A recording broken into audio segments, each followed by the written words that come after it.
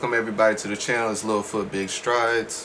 What we're gonna do here, you're gonna hit that like button, and then I want y'all to hit that subscribe button, and then if y'all could just hit that bell in that corner right there. Come on now, dog.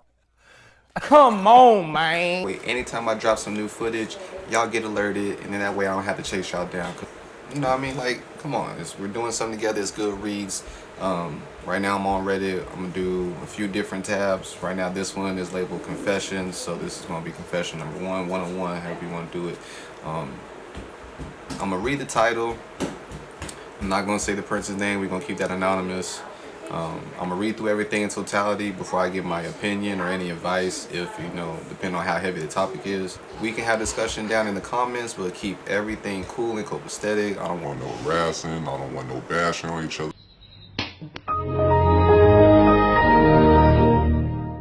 This is a safe space for everybody to just commune, you know what I mean? Let's get to it. I got caught lying to my parents over something dumb. I got caught lying to my parents. I never lied to them ever, and I hate when people lie to me as well, so I'm not sure why I felt the need to lie. It feels as if I went against my own morals. It was over money, basically. This girl they're watching for their job had some family-sized friends send her money, but since she doesn't have a phone, they sent it to my bank account. I have a job, I have my own money. Usually I check my bank account to see how much I'm able to spend and how much I need to keep tucked away, but I just didn't do it this time, and that was my mistake. I ended up spending her money and didn't realize it till after. So she obviously gets mad, and I guess because of embarrassment, I just didn't want to admit that I spent it. So I told her a lie. I said I didn't get the money in my account yet, so I couldn't have spent it, and it was stupid.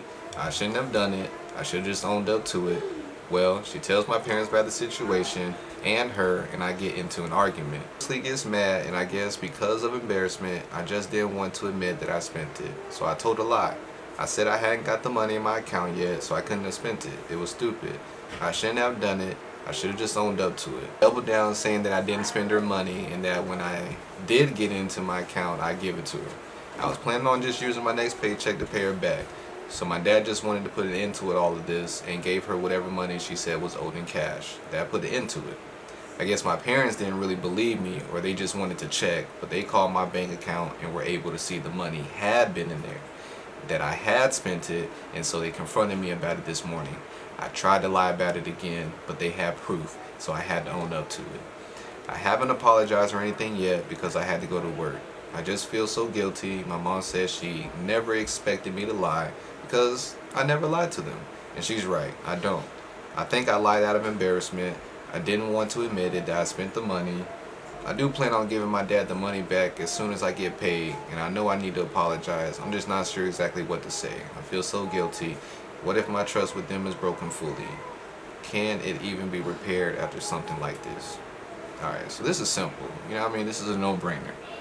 My disappointment is immeasurable, and my day is ruined. You messed up, but the world ain't over, you know what I mean? They were shocked. You did something that was kind of, you know, against the grain, as you would call it. Morally, you feel bad and guilty, as you should. The weight scale, like 1 out of 5, this ain't heavy. This is a 1. Other than that, nah, you apologize. You already owned up to it to your parents, but you still gotta apologize. Not only apologize to your parents for the embarrassment on your behalf, but also their behalf, because they stood up for you in that moment because they believed, and then they went and backtracked just to double check for their sake. But your parents is always gonna have your back, so you should never lie to your parents. You know what I mean? That's number 1. I got kids myself, so I tell them the same thing. Anytime there's something wrong, it don't matter if it's really serious, if it's something really minor, like, tell the truth. Just come forward, get it out the way, because the consequence is never going to be as bad as when you lie. Like, the weight of that lie could make things like tenfold, like you can feel it. And depending on your age, that can go from just taking away your electronic device to taking away the keys to the car. Like, there's levels to that lie. Like, you got to be prepared for it when you do it. So Do me a favor, please. Get out of here. Get out of here, man. alright, start this off. Any, mini, money, mo. Catch a tiger by its toe. Iffy, money, mo. Alright, it was his birthday and I chose not to greet him. We ended what we had almost 4 months ago. It was actually not a mutual decision. He was the one who decided that it would be for the better. I fought and I tried my best to save it, but later realized that maybe he is right. The thing is, we choose to stay mutual on our socials.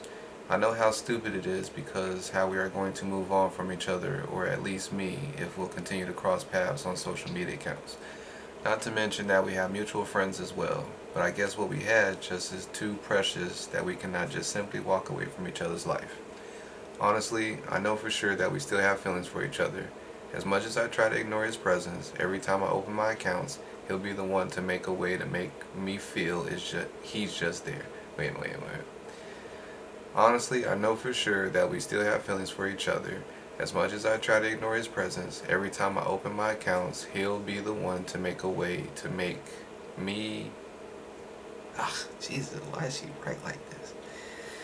Honestly, I know for sure that we still have feelings for each other. As much as I try to ignore his presence, every time I open my accounts, he'll be the one to make a way to make feel he's just there.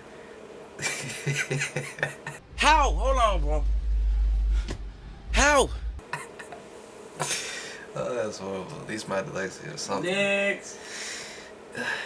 The simple but consistent reaction on IG stories. Sometimes I feel like he's getting a notification that I posted something, because he'll be the one of the first to view them.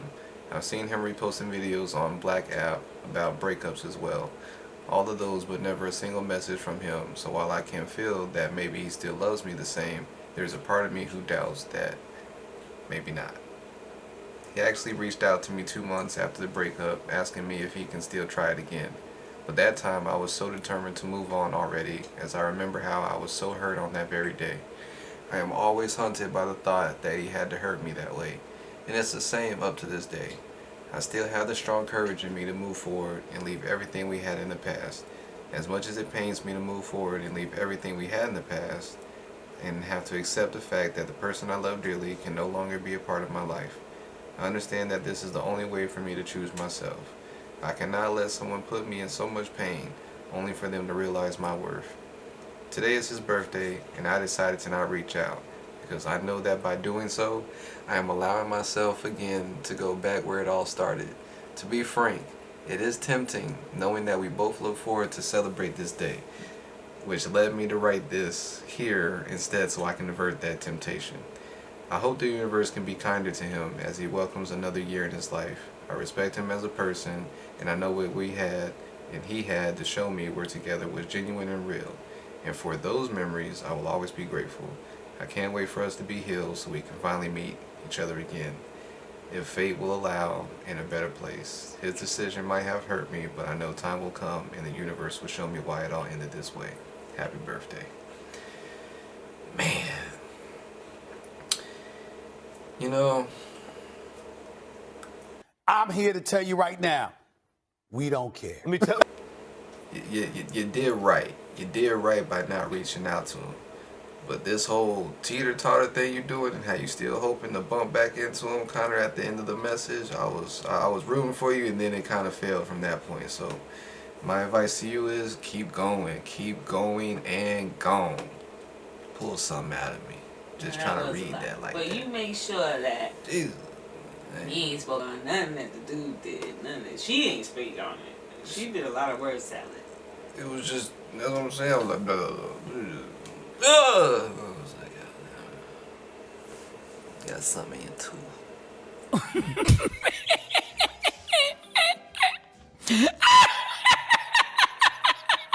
X, my sister effectually cut herself out of the will without her knowing, and I don't plan to tell her. My biological parents have passed, but my stepmom is my mom, and as far as I'm concerned, for over 16 years, and she considers me to be her son. My sister never accepted her and hated my dad for years for some unknown reason, because he remarried maybe, which would be hypocritical given her 3 marriages. Dad passed last year with nothing much to his name, but some items she didn't want in his generous life insurance policy, which went to Mom, which no one knew about at the time. And a decade before that, my sister had all but cut ties with this whole branch of the family anyway, except the occasional Christmas card just to me, which is how I found out she adopted a kid because she wasn't bothered to call me or tell us she did so. She did attend Dad's funeral. Oh, I'm sorry. She did not attend Dad's funeral, but I get it because she does have 3 kids and lives 18 hours away. Years ago, when my dad was alive, because of my sister's disinterest in being a part of his family, he and my stepmom, aka Mom, to me, decided to leave everything they had to me in the event of bad things happening. They told me I would inherit everything. It's probably 400 to 500K plus a 3-bedroom house on a 1/4 acre that's mostly paid off now. I have not told my sister. She's seemingly happily married to a man 20 years her senior, and she has 3 kids from 3 other men that are not from the man she's married to. After her first 2 divorces, also she's 35 and I'm 37, if that means anything. Mom and Dad reached out to her for years, only to be rebuked and turned down and insulted time and time again for nonsense reasons. We both grew up in the same house, but somehow she's still the victim of check notes, supportive parents, and encouragement to improve ourselves. I was even invited to move back in when I had a rough spot some years ago, but managed to get through it. Personally, I think she just never got over our dad remarrying, which is a shame because my mom is amazing. And because of the distance my sister is keeping, my mom, my stepmom, my mom is the only family I really have left because her 2 siblings, which are also amazing. The only family I talk to and visit, almost everyone is dead and or 18 hours away, and the other side of the planet apparently because they don't reach out. So, they say blood is thicker than water, but love is thicker than blood. And my sister's 3rd husband actually is a great guy. Despite their age difference, I admire him. Quiet, amendable, supportive. He's very generous, retirement package, and has no problems raising her 3 kids. She loves being a mom, she's good at it, and she won't hurt it for anything if she doesn't inherit, and since neither of us got anything from our biological parents passing, besides a few physical things of sentimental value, I know she'll be fine. So I'm not going to tell her she's disinherited for these and 100 other reasons. I won't bore you with like running away to another state as a teenager for starters because true love. But yeah, I guess that's my confession. I don't know if she'll even give a shit when she finds out, but hopefully none of this will come to light for 30 or 40 years. I love my mom and I don't want to inherit our family estate anytime soon because that would mean she's gone. And I don't know how I'll survive that. Just the thought of her passing makes me teary-eyed. That's pretty heavy. On the rank scale, from 1 to 5, I'm gonna get that like a 3-4. That real heavy. Why? Just because one day when the sister does find out and you haven't told her, she gonna be knocking at your door with more than a brick in her hand. Wish the best of luck to you, man. Next. You will live. You know what's crazy? Because he said she might have broke herself out the will, but it sounded like he broke her off. Yeah. He convinced himself by the end of that confession that he should feel good about what he's doing. Got it anyway. She alright. She doing alright. Like, What we got now? Title: The Most Wild Things That Ever Happened in My School Back in My Country, Colombia. Alright, I must say, all the stories don't belong to me, but I heard them from someone in my school, Buzz, that was my friend. First story. A group of 18 9th graders were found vaping in the middle of the gym. Alright, we getting alright. So there was this group of 9th graders and some 10th graders, and they were all in the same group and were friends. So one day, 2 of these guys had a great idea to bring vapes for them and their friends. At first it was chill, but weeks passed by until one day the principal, we are calling him Mr. A just to keep it, saw smoke coming out of the gym ceiling because it was an open ceiling because it was a rural school in the outsides of my city. He thought it was a fire, so he went to check it out until he saw this whole bunch of 9th and 10th graders vaping like nothing. So he quietly walked towards them and they were done. Each one of their parents were called. Some were expelled and others were suspended. One was sent to the hospital because he took a whole bunch of nicotine. I never knew what happened with that kid. Dang. Just like that. Alright. Story 2. Again, same group of kids, but they had alcohol with them. So the same group, like 3 months after the smoking incident, they decided to secretly bring alcohol. They brought vodka, rum, beer, wine, whiskey. Damn, they just brought everything. They drank all of this at the same day. All ended drunk, and they expelled all those kids. Well, 9th and 10th grade. Dang, let's see. How old? Actually, I can't even tell y'all that. Y'all gonna have to stick around even longer to be figuring out about me.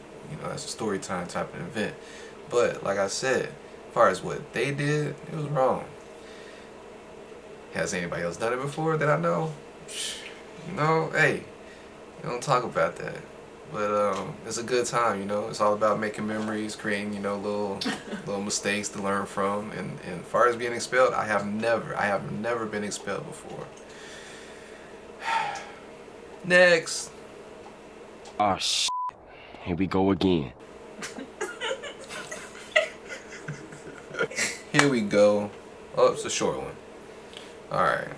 Title is I sleep with my phone far away from me as possible and it rings and wakes my siblings up. I'm basically immune to alarms on my phone. I don't wake up, I stay asleep and somehow manage to turn it off. So I go a different route because I need to wake up in time for school. I put my phone out of reach on full ring volume, and then when it rings, I stay asleep. Then my siblings wake up, at least one of them, because our walls are thin. And I got woken up on one time by a very angry knock at my door. That works, but never phone alarms. I know I'm disrupting my siblings' sleep, but I don't feel remorse. Wow. Well, I'm gonna have to rank this one 1 out of 5. This is not heavy. This is a 1. This is very low. But just for the pettiness of you not feeling no remorse for your little siblings, I'm giving it a 2. Okay, a strong 2. Just because the further away it was from you, of course you're not going to hear it. You should have had it right up under your pillow. Nah, because then you would have suffocated it. You know what? You should have put it on the side of your bed, on the floor. That way you would have tried to reach to dismiss it, and then you would have rolled out of bed, and then that would have woke you up. Alright. And with that, I think I might close it. Make sure y'all hit the like button. Make sure y'all subscribe to the channel. And then make sure y'all also hit that bell in the other corner. And that way, anytime I drop another video, y'all already got the alert. Till next time. One stride at a time.